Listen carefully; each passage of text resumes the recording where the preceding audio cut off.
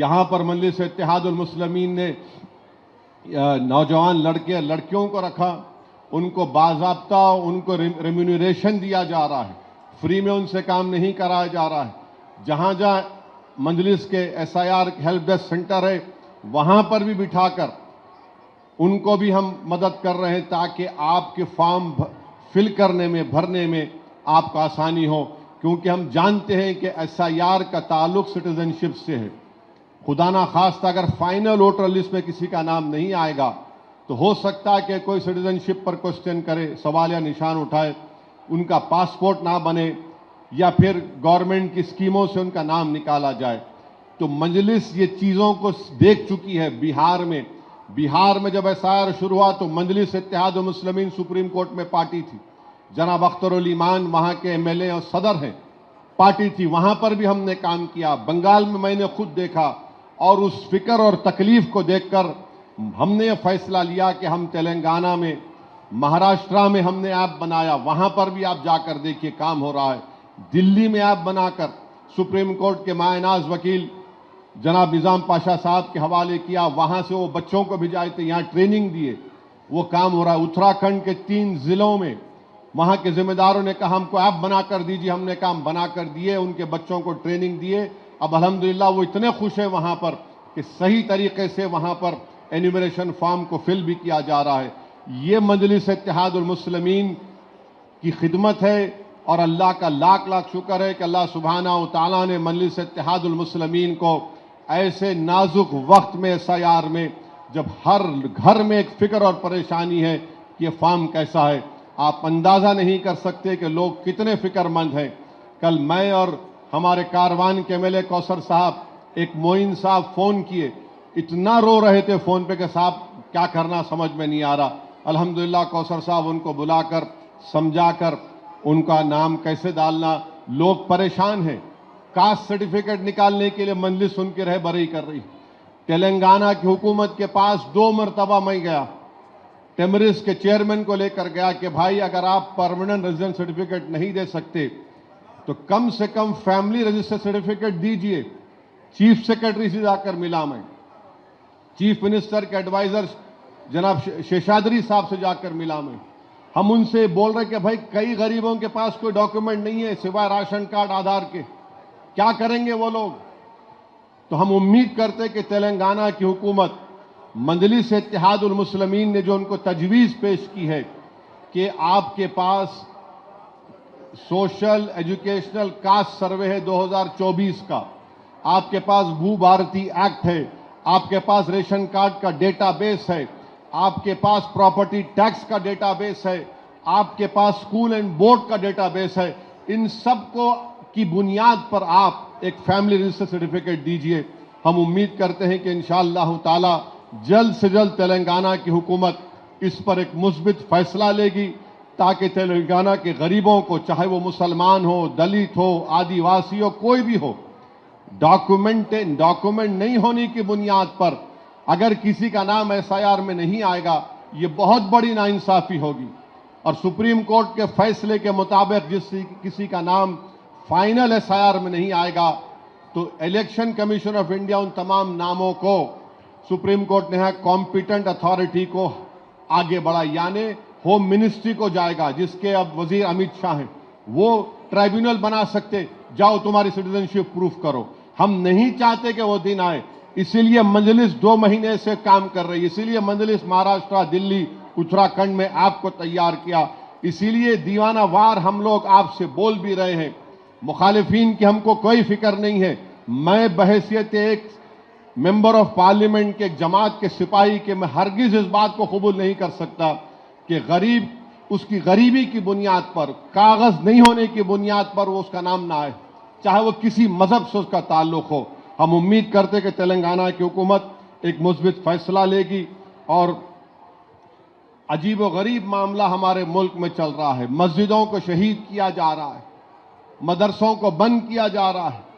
Radicalisation کا مطلب کیا ہے؟ جو نمازی ہے، چہرے پہ داڑھی ہے، سر پہ ٹوپی ہے، جو برقع پہنتے، حجاب پہنتے، نقاب پہنتے، جو سلام علیکم وعلیکم سلام بولتے، جو الحمدللہ بولتے، یرحمک اللہ بولتے، جو مسجدوں میں جا کر اعتکاف کرتے وہ ریڈیکلائز ہو جا رہے ہیں. یہ حکومتیں کہہ رہی ہیں. ارے دین پہ چلنا ریڈیکلائزیشن کہاں ہے؟ ریڈیکلائز وہ لوگ ہیں جو نقاب دیکھ کر بچوں کو مارتے ہیں. ریڈیکلائز وہ لوگ ہیں جو ٹرین میں داڑھی دیکھ کر ان کو پیٹتے ہیں مارتے ہیں. ریڈیکلائز وہ لوگ ہیں جو ماب لنچنگ کرتے ہیں. یہ لوگ ریڈیکلائزیشن کے بارے میں کچھ نہیں کہا جاتا. ایک مخصوص فرقے کو نشانہ بنانے کے لیے تاکہ وہ اپنے دین پر نہ چل سکے. یاد رکھو تمہاری یہ حرکتیں، تمہاری یہ تمام پالیسیاں کچھ کام نہیں کریں گی. مسلمان ریڈیکلائز نہیں ہوتا ہے. ہاں جو لوگ ہوتے ہیں ان کا تعلق دین سے نہیں ہوتا ہے. ہم کہہ رہے ہیں کہ جمہوریت کے دائرے میں رہ کر اپنے حقوق کی لڑائی لڑیں گے. مسجدیں توڑنا ریڈیکلائزیشن نہیں ہے. مسجدوں کو دوسری عبادت گاہ میں تبدیل کرنا ریڈیکلائزیشن نہیں ہے. اور ایک امن کے راستے میں، انصاف کے راستے میں اگر کوئی یہ کہے گا کہ نہیں نہیں لا اینڈ آرڈر خراب ہو جائے گا، لا اینڈ آرڈر اگر خراب ہوگا تو انصاف نہیں ملے گا کیا؟ انصاف نہیں ملے گا کیا؟ بتاؤ پھر ہم کو. ایک عجیب و غریب بات ہے. اور آخر میں آپ سے اپیل کر رہا ہوں، پورے تلنگانہ میں یہ بات سامنے آ رہی کہ بارش نہیں ہو رہی. ایکسپرٹس یعنی جو ویدر ایکسپرٹس ہیں ان کا ماننا ہے کہ ایل نینو ایفیکٹ ہو رہا ہے.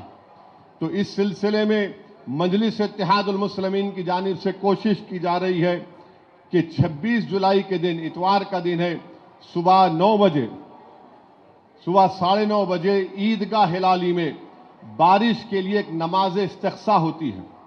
مانے تمام لوگ جمع ہوتے، اس عید کی نماز میں ہم جمع ہوتے، سب لوگ جمع ہوتے ہیں اور امام صاحب کا خطبہ ہوتا ہے. پھر اس کی نماز ہوتی 2 رکعت. اس کا ایک طریقہ کار ہے، کتنے تکبیرات پہلی رکعت میں، دوسری رکعت میں. پھر اس کے بعد امام صاحب جو ہے اپنے کپڑوں کو پلٹا کر پہنتے ہیں، مانے جو جبہ ہے پلٹا کر پہنتے ہیں اور ہاتھ نیچے رکھ کر دعا کرتے ہیں اللہ سے کہ اللہ تو بارش کو نازل فرما دے. کیونکہ بارش ضروری ہے اور بارش کی کمی سے خدا نخواستہ اگر بارش کم ہوئی تو اس سے کسانوں کو نقصان ہوگا، لوگوں کو پینے کے پانی کی تکلیف ہوگی. بہرحال آپ جانتے ہیں کہ پوری کائنات اگر پانی نہیں ہے تو زندہ ہی نہیں رہ سکتے ہم لوگ. تو اس سلسلے میں 26 جولائی کو ماساب ٹینک میں عیدگاہ ہلالی میں صبح 9:30 بجے نماز استسقاء کا اہتمام کیا جا رہا ہے. علماء کرام، مشائخین عظام رہیں گے. میری آپ تمام سے اپیل ہے کہ آپ اس میں شرکت کریے. اور میں مجلس اتحاد المسلمین کے اضلاع کے ذمہ داروں سے بھی اپیل کر رہا ہوں کہ وہ اپنے اپنے مقامات پر علماء کرام سے مشورہ کر کے آپ وہاں پر بھی نماز استسقاء کا اہتمام کریے. ہم اللہ سے گر گڑا کر بھیک مانگ کر دعا کریں گے کہ پروردگار بارش کو نازل کرنے والے آپ ہیں، بادلوں کو بنانے والے آپ ہیں، زمین کو سیراب کرنے والے آپ ہیں. اللہ سے ہم دعا کرتے رہے اور کرتے رہنا چاہیے کہ اللہ سبحانہ و تعالیٰ نفع بخش بارش ہم کو عطا کرے. برسوں پہلے مجھے یاد ہے کہ جب شاید یہ 2008 کی بات ہے، راجشیکھر ریڈی صاحب کی حکومت تھی. مولانا عاقل صاحب رحمت اللہ علیہ کی قیادت میں ہم لوگ ہمایت ساگر کے اس تالاب کے پیٹھے میں جو سوکھ چکا تھا وہاں پر فرزندان توحید ہزاروں کی تعداد میں وہاں پر جمع ہوئے اور گر گڑا کر رفقت انگیز دعا ہوئی. ہر کوئی جو وہاں پر جمع ہوا تھا اس کی آنکھیں نم تھیں. اللہ کے خوف سے اور اللہ کی امید میں ہم نے دعائیں کی اور دعائیں کی. جب لوگ واپس آ رہے تھے تو اللہ نے ہماری دعا کو قبول کیا اور لوگ بارش میں بھیگ کر اپنے گھروں کو واپس آئے. تو ہم کو اللہ کی ذات پر اٹوٹ بھروسہ کرنا ہے اور ہمت اور حوصلے کو بلند رکھیے. انشاءاللہ تعالی ہم ضرور کامیاب ہوں گے. جو لوگ آج ہم کو ڈرا رہے ہیں طاقت کی بنیاد پر، ہم ان کو بھی کہہ رہے ہیں اور آپ سے بھی کہہ رہا ہوں کہ فرعون اور نمرود کے پاس بھی بہت طاقت تھی، شداد کے پاس بھی بہت دولت تھی، مگر اللہ نے بتا دیا کہ سب سے طاقتور اگر کوئی ہے تو اللہ سبحانہ و تعالیٰ ہے.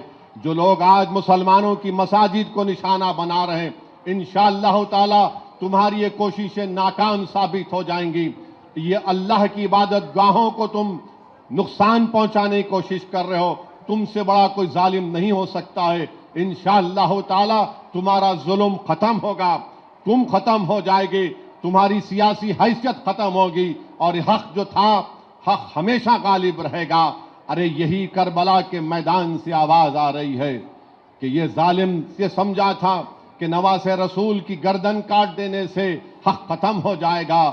ارے آپ دیکھتے ہیں کہ جس نے اہل بیت کو قتل کیا، ان کو شہید کیا، اللہ نے ان کو پلید کر دیا، بدنام کر دیا، اور جنہوں نے حق کی سربلندی کے لیے اپنی آل کو قربان کیا، صبح قیامت تک لوگ امام حسین کا نام فخر سے لیتے ہیں، کیونکہ وہ جانتے ہیں کہ جب امام حسین کا ہم نام لیں گے تو ہم باطل طاقتوں کے سامنے سینہ سپر ہو جائیں گے۔ تو بہرحال یہ چند اہم چیزیں مجھے آپ تک پہنچانا تھا۔